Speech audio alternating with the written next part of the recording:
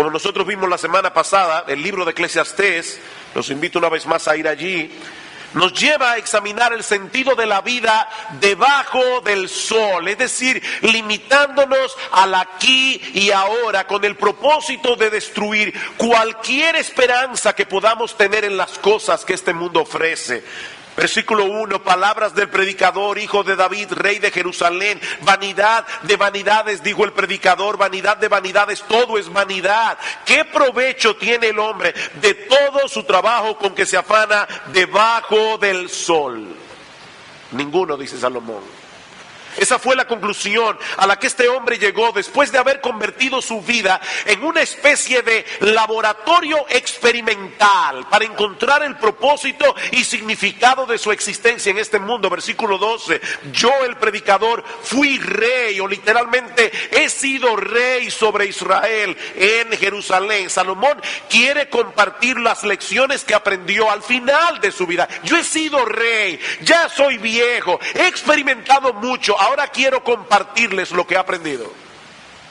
En este largo peregrinaje, en la búsqueda de algo que le dé sentido a mi vida.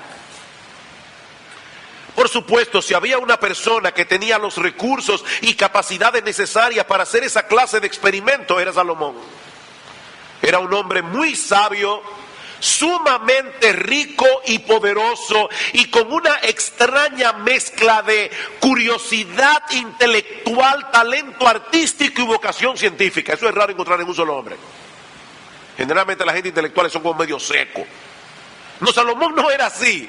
Salomón tenía una extraña mezcla de curiosidad intelectual, talento artístico y vocación científica. Dice en Primera de Reyes capítulo 4 versículo 29, y dio Dios a Salomón sabiduría y prudencia muy grandes y anchura de corazón como la arena que está a la orilla del mar. Era la sabiduría de Salomón más que la de todos los orientales y que toda la sabiduría de los egipcios, y compuso 1000 proverbios, y sus cantares fueron 1005. Nosotros conocemos el cantar de los cantares, pero él compuso más de 1000 cantares. Era un poeta Salomón. También disertó sobre los árboles, desde el cedro del Líbano hasta el hisopo que nace en la pared. Asimismo disertó sobre los animales, sobre las aves, sobre los reptiles, sobre los peces. Y para oír la sabiduría de Salomón venían de todos los pueblos y de todos los reyes de la tierra donde había llegado la fama de su sabiduría.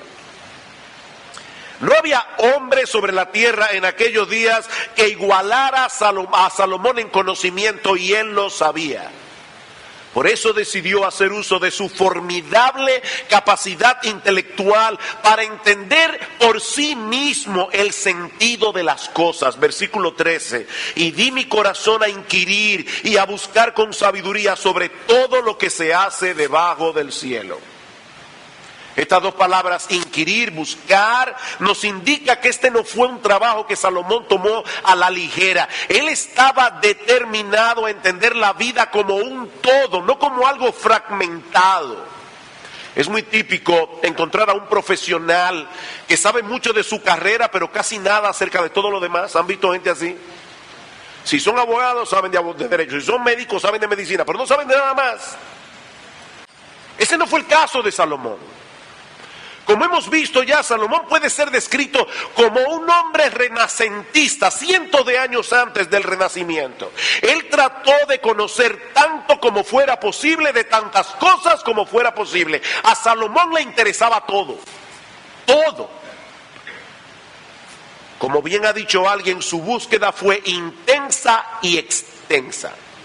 Intensa y extensa, de manera que sus conclusiones pudieran ser lo más definitivas que fuera posible. Él trató de adquirir todo el conocimiento que un ser humano puede alcanzar sobre todo lo que se hace debajo del cielo, dice en el versículo 3, pero sin la ayuda de Dios y de su revelación.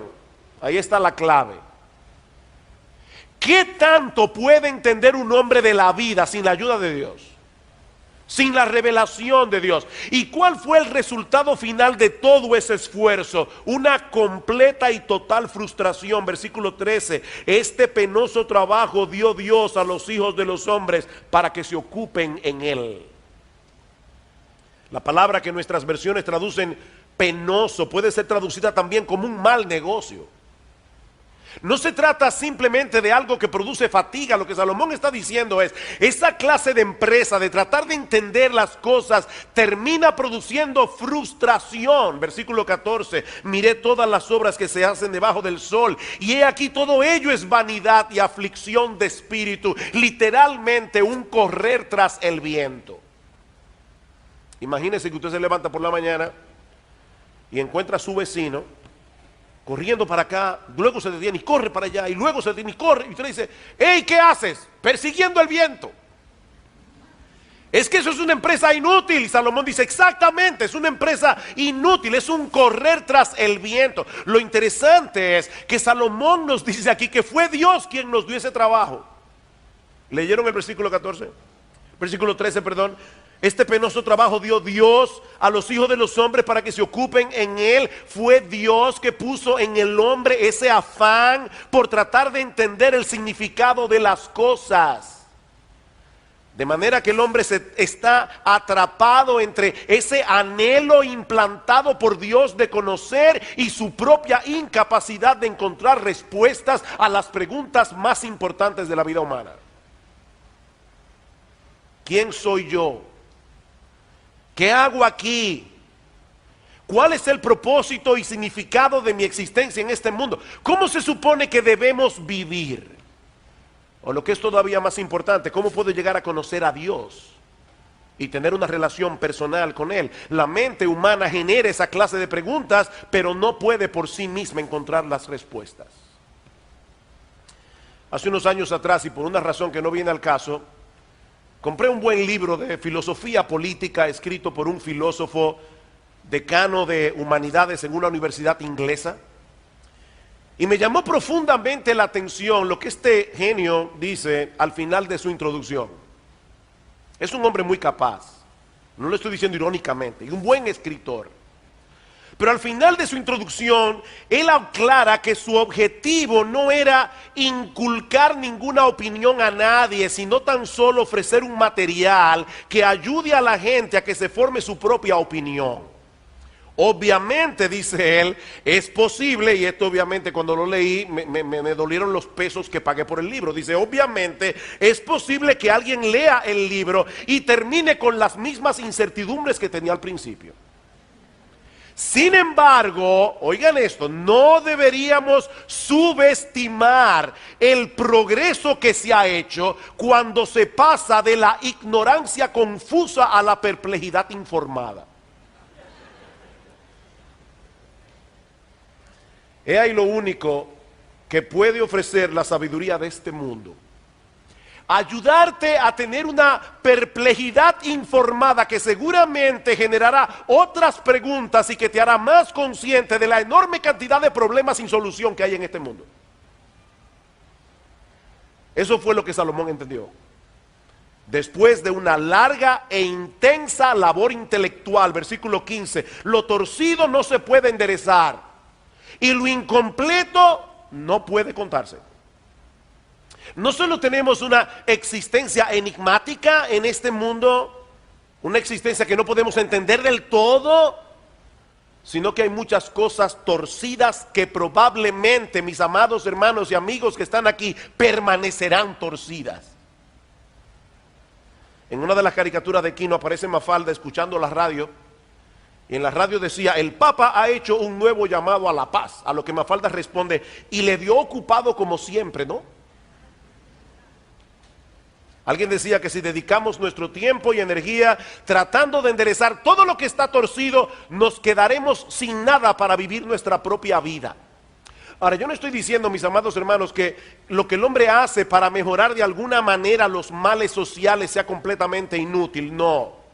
Gracias al Señor que hay personas que hacen cosas a favor de la sociedad, pero debemos ser realistas. Hay un montón de cosas en este mundo que no podemos cambiar. Y por cada cosa que mejora, hay 1000 que empeoran. ¿O no es así? De hecho, mis hermanos, ¿saben qué? Hay cosas que Dios decretó que permanezcan torcidas hasta que Cristo regrese en gloria. Dice en Eclesiastés capítulo 7, versículo 13, mira la obra de Dios, porque ¿quién podrá enderezar lo que Él torció? Nadie. Mire, si Dios lo torció, nadie lo puede enderezar. Eso es parte de la maldición de Dios sobre este mundo caído por causa del pecado. Lo torcido no se puede enderezar y lo incompleto no puede contarse. Pero a pesar de eso, Salomón no se dio por vencido. Versículo 16: hablé yo en mi corazón diciendo, he aquí yo me he engrandecido y he crecido en sabiduría sobre todos los que fueron antes de mí en Jerusalén, y mi corazón ha percibido mucha sabiduría y ciencia, y dediqué mi corazón a conocer la sabiduría y también a entender las locuras y los desvaríos, y conocí que aún esto era aflicción de espíritu. Las locuras y los desvaríos. ¿De qué está hablando Salomón aquí? Bueno, así como la sabiduría, la verdadera sabiduría es el temor del Señor, la necedad, según lo que la Biblia la presenta, es vivir sin tomar a Dios en cuenta. De manera que lo que Salomón está diciéndonos aquí es que él quiso investigar a fondo ambos estilos de vida, el estilo de vida del sabio, el estilo de vida del necio, para hacer un contraste. Pero a la larga entendió que aún la adquisición de esa clase de conocimiento era más frustrante que satisfactoria. Versículo 17: conocí que aún esto era aflicción de espíritu. No fue el fracaso de su empresa lo que hizo a Salomón sentir frustrado. Fue el hecho de haber tenido éxito. O sea, Salomón está diciendo, ya conseguí lo que quería, entendí muchas cosas, ¿y ahora qué? ¿Soy más feliz por eso?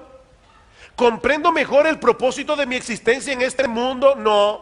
No, más bien he descubierto que en la medida que aumenta el conocimiento, también aumentan los problemas. Versículo 18, porque en la mucha sabiduría hay mucha molestia, y quien añade ciencia añade dolor, literalmente añade irritación. Alguien tradujo este versículo, mientras más entiendes, más te duele. Perseguir el conocimiento sin perseguir a Dios usualmente lleva a un camino de mucha frustración. ¿Ustedes se han dado cuenta que muchos de los hombres inteligentes de este mundo son los más cínicos y los más pesimistas? Son la gente más amargada del planeta muchas veces. Y no es que haya nada de malo en el conocimiento y la sabiduría per se. De hecho, el mismo autor de Eclesiastés nos dirá más adelante, y lo veremos la semana que viene, que la sabiduría sobrepasa la necedad como la luz a las tinieblas. Es mejor ser un sabio que ser un necio, relativamente hablando.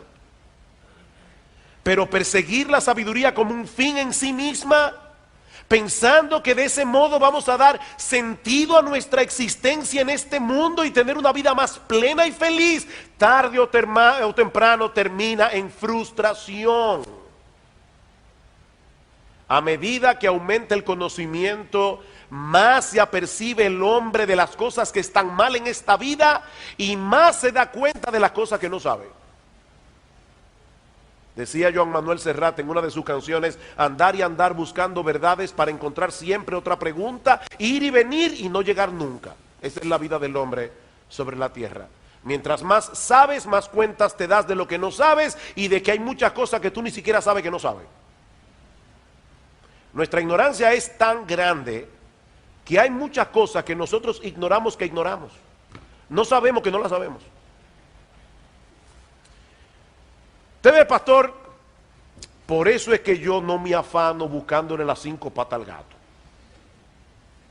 Yo soy una gente simple que prefiere gozar de la vida todo lo que pueda mientras pueda. Esa es mi filosofía de vida. Bueno, si es así como tú piensas, escucha lo que dice Salomón al respecto, porque él también probó con ese estilo de vida. Capítulo 2, versículo 1. Dije yo en mi corazón, ven ahora, te probaré con alegría y gozarás de bienes, mas he aquí esto también era vanidad. Salomón trató de encontrar en el placer lo que no encontró en el estudio. Pero también descubrió que esa era otro callejón sin salida. No porque el placer fuera malo en sí mismo, Hermanos, a veces los cristianos tienen una mala concepción del placer. Fue Dios quien hizo al hombre con la capacidad de disfrutar de su creación. La vaca come hierba, ellas no distinguen entre un postre sofisticado y cualquier otro tipo de comida, pero Dios le dio al hombre papilas gustativas con miles de terminaciones nerviosas para que nosotros podamos degustar la comida. Y decir, me gusta esto, no me gusta esto, lo disfruté. Es Dios que creó al hombre con la capacidad de disfrutar. Y nos ha provisto de un montón de cosas en este mundo en las que nosotros podemos deleitarnos legítimamente. Una de las obras de C.S. Lewis que yo recomiendo de todo corazón son las cartas del diablo a su sobrino, donde aparece un demonio más experimentado que está entrenando a su sobrino inexperto para que llegue a ser mejor su malévolo trabajo de apartar a los hombres de Dios. Y en una de las cartas, esto vale la pena escucharlo con atención. Escuchen lo que le dice este diablo más experimentado a su sobrino. Nunca olvides que cuando estamos tratando cualquier placer en su forma sana, normal y satisfactoria, estamos en cierto sentido en el terreno del enemigo, es decir, en el terreno de Dios. Ya sé que nosotros hemos conquistado muchas almas por medio del placer, pero de todas maneras el placer es un invento suyo, le dice el diablo al otro. Cuidado, el placer es un invento suyo, no nuestro. Él creó los placeres. Todas nuestras investigaciones hasta ahora no nos han permitido producir ni uno. Todo lo que podemos hacer es incitar a los humanos a gozar los placeres que nuestro enemigo ha inventado en momentos o formas o grados que él ha prohibido. El diablo no puede inventar placeres, él no tiene esa capacidad. Eso lo hizo Dios. Pablo dice en 1 Timoteo capítulo 6 versículo 17 que Dios nos da todas las cosas en abundancia. ¿Para qué, hermanos? Para que las disfrutemos. Así que el problema no está en el placer, sino en hacer del placer el fin de nuestra existencia. El problema está en tratar de encontrar en los deleites de este mundo lo que solo Dios puede dar. El que vive para el placer siempre se enfrenta con el mismo dilema. Si no consigue lo que busca, se frustra. Y si lo consigue, se aburre. Es un callejón sin salida. No importa cuánto uno pueda satisfacer sus deseos, nuestra carne siempre pide más. Siempre. Eso fue lo que Salomón descubrió luego de experimentar ampliamente con todas las cosas divertidas de este mundo. Versículo 2, a la risa dije, enloqueces, y al placer de qué sirve esto. Mis hermanos, fue Dios el que diseñó los músculos de la cara para que uno se pudiera reír. Es bueno reírse, es bueno, pero tomarlo todo a la ligera y vivir de frivolidad en frivolidad, tarde o temprano pervierte el carácter del hombre. Es en ese sentido que Salomón usa la palabra enloquecer aquí. Él no está hablando de locura mental, como bien señala un comentarista. Esta expresión no señala una anomalía mental, sino una perversión moral. Mis hermanos, tomarlo todo a chiste no es un chiste. Aparte de que el mucho reír tampoco nos ayuda en la búsqueda del propósito de nuestra existencia, ni el mucho reír es sinónimo de felicidad. Cuando yo era niño, mi madre recitaba muy a menudo, solía recitar un poema de Juan de Dios Peza, que probablemente muchos de ustedes han escuchado alguna vez. Este poema termina diciendo: ay, cuántas veces al reír se llora, nadie en lo alegre de la risa fíe, porque en los seres que el dolor devora, el alma llora cuando el rostro ríe. El carnaval del mundo engaña tanto, que las vidas son breves mascaradas. Aquí aprendemos a reír con llantos y también a llorar con carcajadas. Miren, si el placer y la felicidad fueran la misma cosa, pocas personas serían más felices que los actores y actrices de Hollywood. Esa gente tiene lo que muchos quisieran tener: fama, dinero, posibilidades casi ilimitadas de satisfacer todos sus caprichos y todos sus deseos, y son la gente más desgraciada del planeta. Viven de psiquiatra en psiquiatra, de terapia en terapia, de divorcio en divorcio.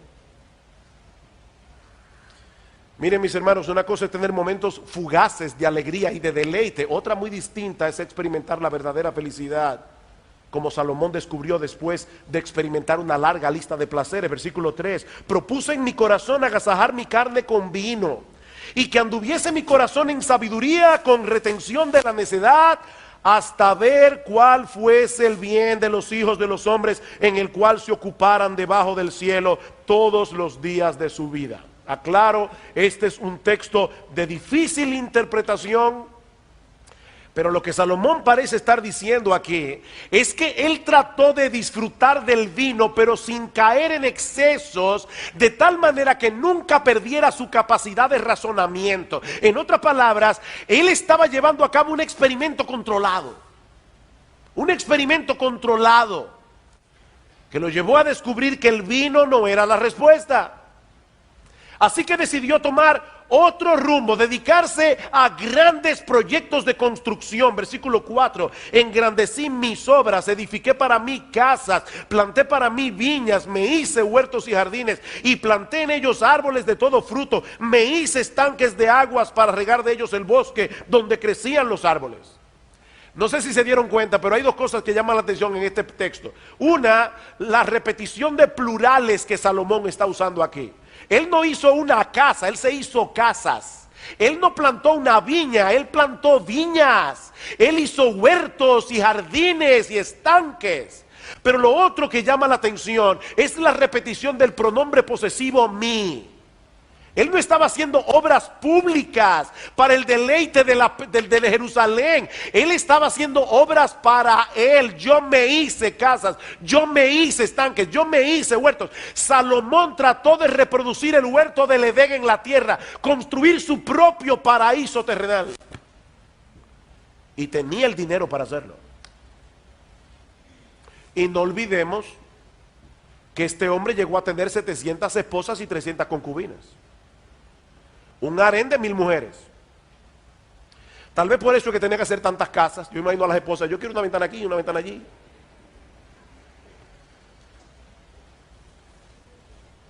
Y no contento con eso, Salomón comenzó a acumular posesiones y riquezas como ningún otro hombre ha logrado jamás. Versículo 7: compré siervos y siervas, tuve siervos nacidos en casa, también tuve posesión grande de vacas y de ovejas, más que todos los que fueron antes de mí en Jerusalén. Me amontoné también plata y oro. Dice en Primera de Reyes que el oro y la plata en los días de Salomón eran tan comunes como piedras.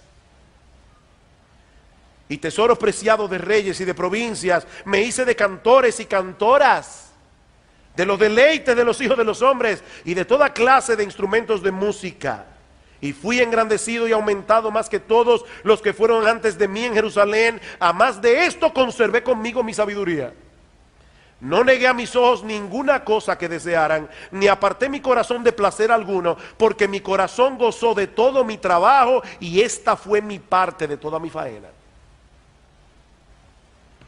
Si Salomón hubiese vivido en el día de hoy, seguramente habría aparecido más de una vez en la portada de la revista Fortune como uno de los hombres más ricos del mundo.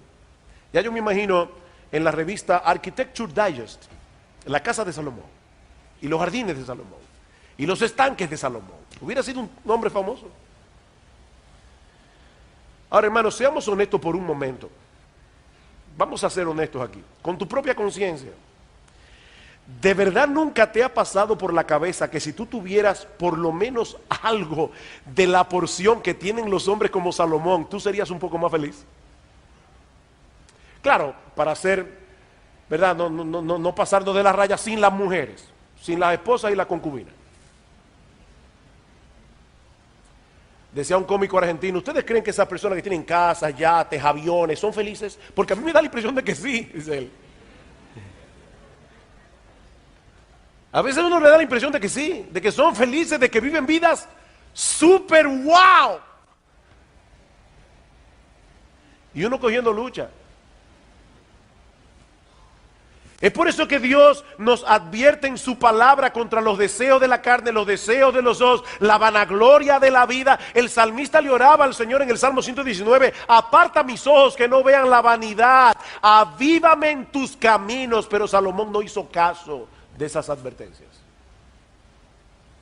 Él no se negó a sí mismo ninguno de sus deseos. ¿Y saben lo que descubrió al final? Versículo 11. Miré yo luego todas las obras que habían hecho mis manos y el trabajo que tomé para hacerlas, y he aquí todo era vanidad y aflicción de espíritu y sin provecho debajo del sol. Después de haber construido su propio paraíso terrenal, Salomón llegó a la conclusión de que eso también era vanidad, era un correr tras el viento, dice el texto literalmente. Ni el vino, ni las posesiones, ni la risa, ni las mujeres, ni la música le dieron a Salomón la satisfacción que él buscaba. Un escritor norteamericano llamado Greg Easterbrook escribió un libro publicado en el 2003 titulado La paradoja del progreso. Pero lo interesante de este libro es el subtítulo. El subtítulo de este libro es ¿Cómo la vida mejora mientras la gente se siente peor? ¿Cómo la vida mejora mientras la gente se siente peor? Easterbrook se basa en una serie de estadísticas para probar que los norteamericanos se encuentran hoy en una situación bien extraña. En términos de posesiones materiales y de tiempo disponible, están mejor que nunca, si son más infelices que nunca. Eso fue lo que Salomón entendió, finalmente. Después de todo lo que había hecho y experimentado, Salomón parece haberse preguntado lo mismo que Peggy Lee. ¿Es esto todo lo que hay? ¿Ustedes han visto a los niños en Navidad? Nosotros desde hace muchos años nos reunimos toda la familia en Navidad para dar a nuestros hijos los regalos de Navidad. Todos los tíos, cada uno a los otros. Y es increíble ver el entusiasmo con que abren cada caja. Muchos de esos regalos terminan tirados y olvidados en algún rincón de la casa, tarde o temprano. Miren, mis hermanos, ninguna cosa de este mundo fue creada para producir en sí misma satisfacción permanente. Y eso nos lleva a la gran enseñanza de este pasaje, que es la gran enseñanza del libro de Eclesiastés. Si todo el conocimiento que podemos alcanzar debajo del sol y todos los placeres que podemos experimentar no satisfacen realmente, debe ser porque lo verdaderamente satisfactorio no se encuentra aquí. A donde te quiere llevar Salomón es a que tú entiendas que lo verdaderamente satisfactorio no se encuentra en este mundo. Permítanme citar otra vez a C.S. Lewis en su libro Mero Cristianismo. Lewis dice que muchas personas encuentran difícil desear el cielo. Claro, hay mucha gente que quiere vivir para siempre, pero yo me refiero, y él también, al cielo tal como la Biblia describe el cielo. Muchas personas encuentran difícil desear el cielo, y dice él esto por dos razones. La primera es que hemos sido entrenados para fijar nuestras mentes en las cosas de este mundo. La segunda es porque no somos capaces de reconocer el deseo del cielo que todos llevamos dentro. Y ahora escuchen lo que él dice. La mayoría de las personas, si realmente hubieran aprendido a mirar dentro de sus corazones, sabrían que sí desean y desean intensamente algo que no puede obtenerse en este mundo. Hay toda clase de cosas en este mundo que ofrecen darnos precisamente eso, pero no acaban de cumplir su promesa. El deseo que despierta en nosotros cuando nos enamoramos por primera vez. ¿Tú recuerdas eso si te ha pasado alguna vez? O cuando nos interesamos en algún país extranjero o en algún tema que nos entusiasma. Ese es un deseo que ninguna boda, ningún viaje, ningún conocimiento puede realmente satisfacer. Dice él, hubo algo que percibimos en esos primeros momentos del deseo que simplemente se esfuma en la realidad. Tú estabas deseando eso intensamente, de repente lo tienes y es como si se esfumara en tus manos. por lo menos no con la misma intensidad con que lo deseaste al principio. Queridos hermanos y amigos que están aquí en esta mañana, nosotros fuimos creados para encontrar nuestro deleite y satisfacción en Dios. Si lo dejamos a Él fuera de la ecuación, no importa cuánto conocimiento logremos adquirir o cuántos placeres terrenales podamos experimentar, tarde o temprano terminaremos frustrados. Es por eso que Dios nos dice a través del profeta Jeremías: no se alabe el sabio en su sabiduría, ni en su valentía se alabe el valiente, ni el rico se alabe en sus riquezas, mas alabes en esto el que se hubiere de alabar, en entenderme y conocerme que yo soy Jehová, que hago misericordia y juicio y justicia en la tierra, porque estas cosas quiero, dice Jehová. No se alabe el sabio en su sabiduría. El apóstol Pablo en 1 Corintios capítulo 1 versículo 19 cita al profeta Isaías hablando Dios diciendo: yo destruiré la sabiduría de los sabios y desecharé el entendimiento de los entendidos. Mis hermanos, la sabiduría humana es muy limitada y no puede encontrar por sí misma todas las respuestas. Pero Dios no nos dejó a expensas de nuestra limitada capacidad intelectual. ¿Saben lo que hizo Dios? Él vino a nosotros en la persona de su Hijo, nuestro Señor Jesucristo, a quien Pablo llama en este mismo pasaje de 1 Corintios 1, poder de Dios y sabiduría de Dios. La sabiduría se encarnó. El libro de Eclesiastés plantea las preguntas, pero solo Cristo tiene las respuestas. Porque en Él están escondidos todos los tesoros de la sabiduría y del conocimiento, dice Pablo en Colosenses capítulo 2, versículo 4. Nadie podrá entender el propósito y significado de la vida. Nadie podrá conocer su propia identidad hasta que la encuentre en Cristo.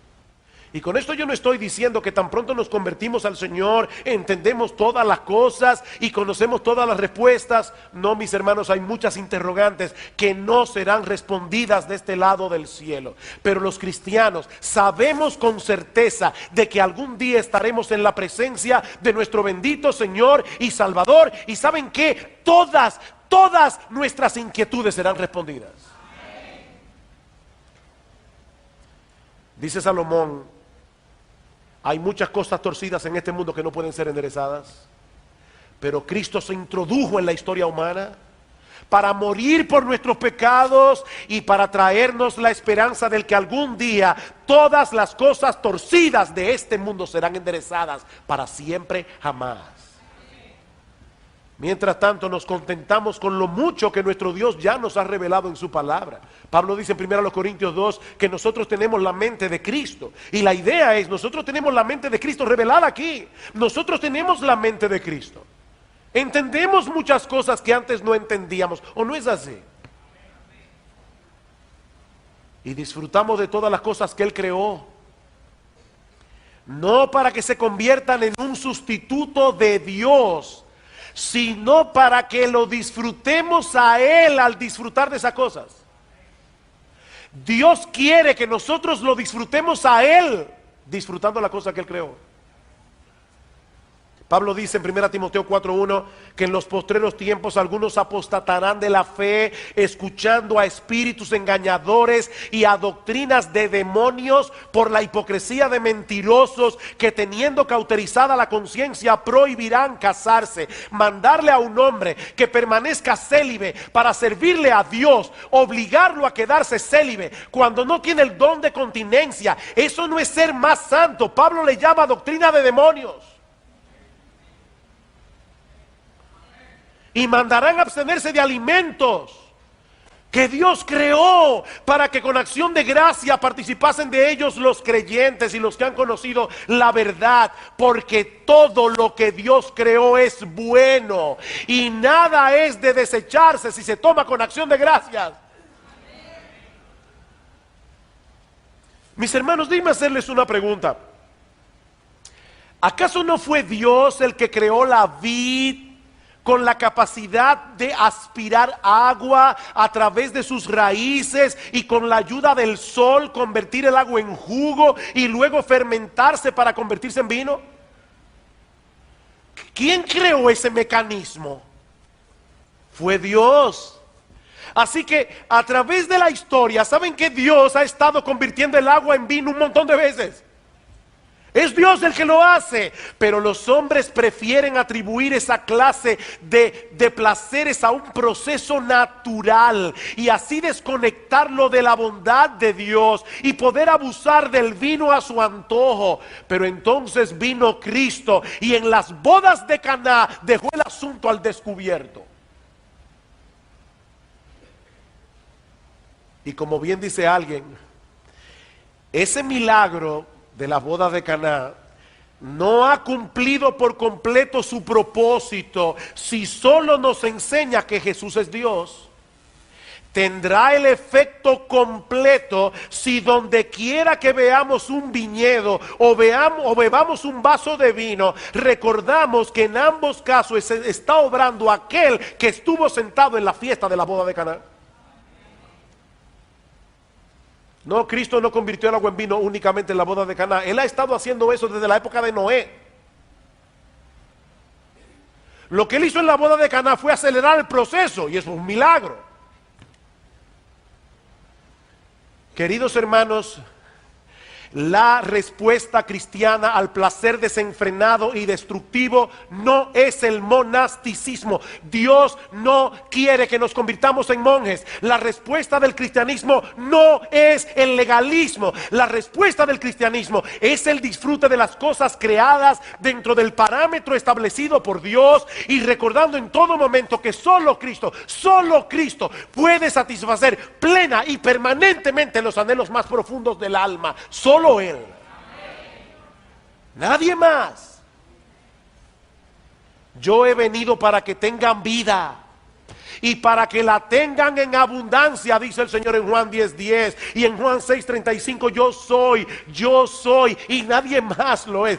Yo soy el pan de vida. El que a mí viene nunca tendrá hambre y el que en mí cree no tendrá sed jamás.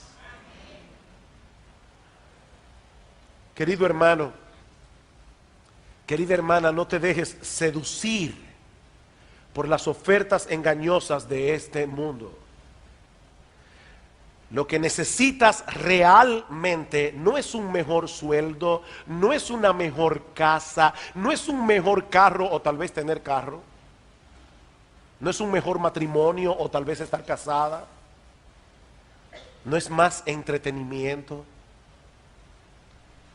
No, dice el salmista en el Salmo 16:11 que en la presencia de Dios hay plenitud de gozo, delicias a su diestra para siempre. Y en el Salmo 36:7, cuán preciosa, oh Dios, es tu misericordia. Por eso los hijos de los hombres se amparan bajo la sombra de tus alas. Serán completamente saciados de la grosura de tu casa y tú los abrevarás del torrente, no de una rigola, del torrente de tus delicias, porque contigo está el manantial de la vida. En tu luz veremos la luz. Cuando Lester oraba hace un momento, citó el Salmo 73. ¿A quién tengo yo en los cielos sino a ti? Y fuera de ti nada deseo. En la tierra solo Dios en Cristo puede satisfacer plena y permanentemente el alma humana. De manera que sustituirlo a Él por las cosas de este mundo es infinitamente peor y más estúpido que cambiar espejitos por oro. Es 1000 veces peor y más estúpido que cambiar espejitos por oro. Mi amigo, no sigas buscando en este mundo lo que este mundo no te puede dar. ¿Sabes lo que tú necesitas? Tú necesitas reconciliarte con Dios. Tú necesitas el perdón de tus pecados. Tú necesitas el don de la vida eterna. Y eso solamente lo puedes obtener a través de Cristo. Ven a Él y confía en Él para el perdón de tus muchos pecados. Ven a Él con la disposición de dejar tus ídolos atrás y por primera vez en tu vida adorar, verdaderamente adorar al único Dios vivo y verdadero. Entonces y solo entonces encontrarás el descanso y la satisfacción que tú has estado buscando a lo largo de toda tu vida. Venid a mí todos los que estáis trabajados y cargados, dice el Señor, yo los haré descansar.